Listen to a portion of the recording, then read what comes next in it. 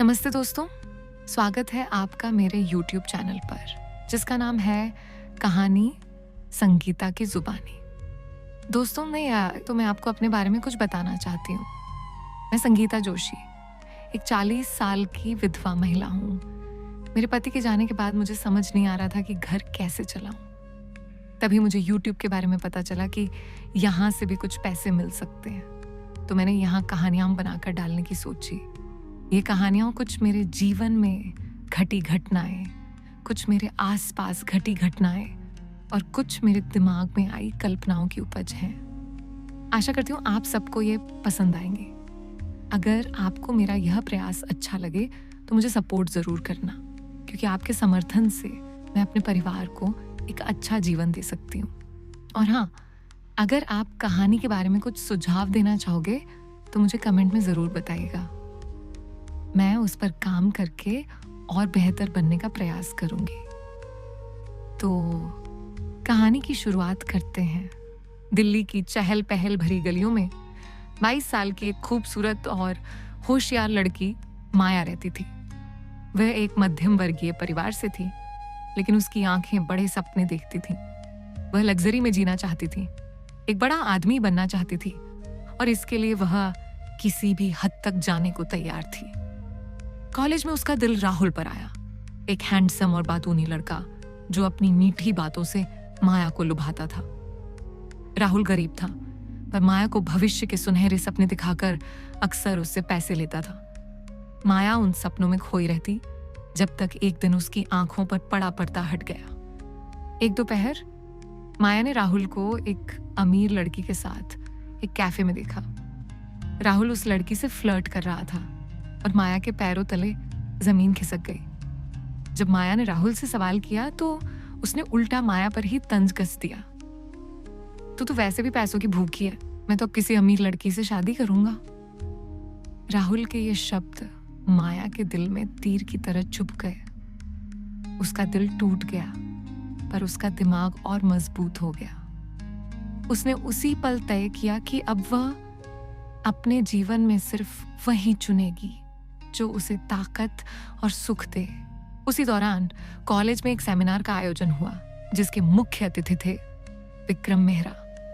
50 साल के विक्रम एक अरबपति उद्योगपति थे, जिनकी पत्नी का देहांत कई साल पहले हो चुका था। उनके सफेद बाल, गंभीर चेहरा और महंगे सूट में उनकी गरिमा देखते ही बनती थी। उनके शब्दों में अनुभव और आत्मविश्वास की गहराई थी। विक्रम की पहली झलक ने माया को अंदर तक झकोर दिया। उसे यकीन हो गया कि यही वह दरवाजा है जो उसे उसकी मंजिल तक ले जाएगा। माया ने धीरे धीरे विक्रम से जान पहचान बढ़ानी शुरू की। पहले वह उनसे सेमिनार में सवाल पूछती, फिर एक बिजनेस प्रोजेक्ट पर काम करके उनके करीब आई, और फिर उनके ऑफिस में मुलाकातों का सिलसिला शुरू हो गया। विक्रम को माया की समझदारी, उसकी बातों की गहराई और उसका आत्मविश्वास बहुत पसंद आया। उन्होंने उसे अपने ऑफिस में एक उच्च पद पर रख लिया। अब माया रोज विक्रम के साथ दिखने लगी, कभी चैरिटी इवेंट में, कभी बिजनेस डिनर पर। अखबारों में उनकी तस्वीरें छपने लगीं और लोग उनके रिश्ते के बारे में कानाफूसी करने लगे। माया के मन में एक बात स्पष्ट थी, ये रिश्ता उसके सपनों की सीढ़ी था। 6 महीने बाद एक खूबसूरत फार्म हाउस पर विक्रम ने माया से कहा, मुझे नहीं पता तुम मुझसे प्यार करती हो या नहीं, लेकिन मैं तुम्हारे बिना जी नहीं सकता।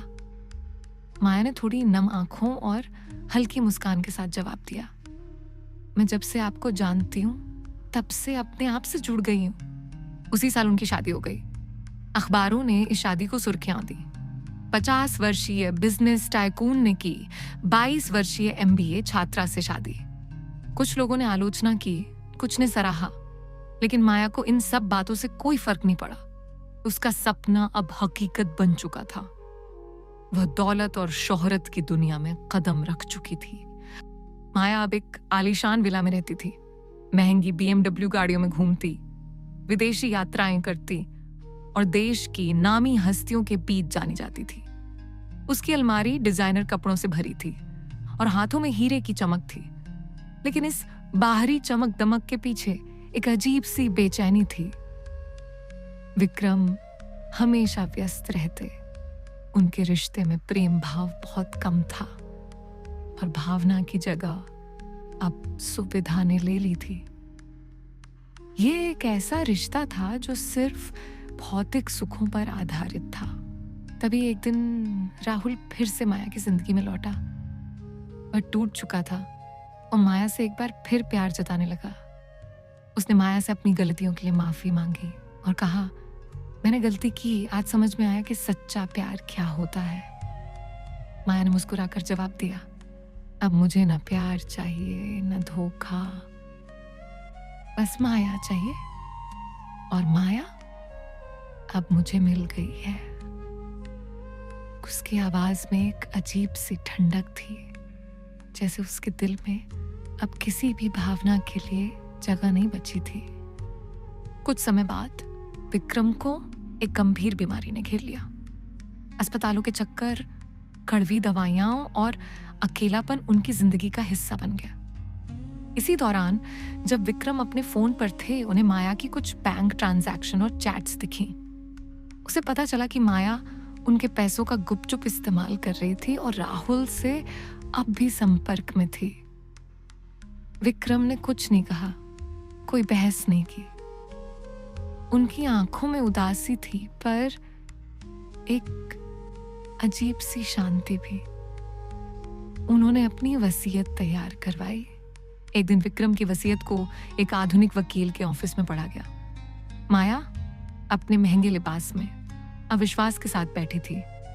वकील ने घोषणा की कि विक्रम की सारी संपत्ति शक्ति फाउंडेशन नामक एक ट्रस्ट को जाएगी, जो गरीब लड़कियों को शिक्षा, सुरक्षा और आत्मनिर्भरता देगा। माया को सिर्फ एक विला और एक गाड़ी दी गई।